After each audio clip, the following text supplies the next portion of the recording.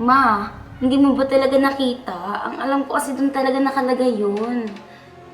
Sige po, ako na lang maghahanap pag sa bahay. Bye po.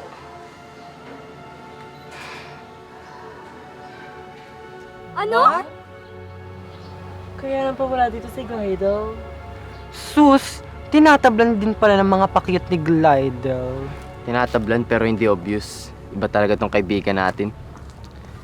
Tigilan nyo nga ako. Ano nang gagawin natin? Eh ano pa, hindi papuntahin natin dito mamaya sa tambayan.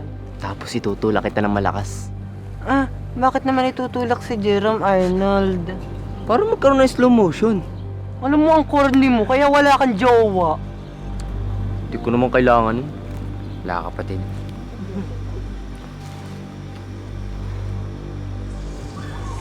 Bakit ang bilis mo nawala sa classroom kanina? Oo nga. Bakit parang tuwing kinakausap ka namin, lagi ka nagmamadali? May iniiwasan ka ba? Teka lang guys. Nape-pressure si Glidel. Isa-isa lang. Ako muna una magtatanong. Bakit ang bilis mo nawala sa classroom kanina? May tinawagan kasi akong importanteng tao. Sino naman ang kinausap mo? Yung mama ko, syempre. Duh. So, bakit ka nga lagi umiiwas tuwing kinakausap ka namin? Ano kasi,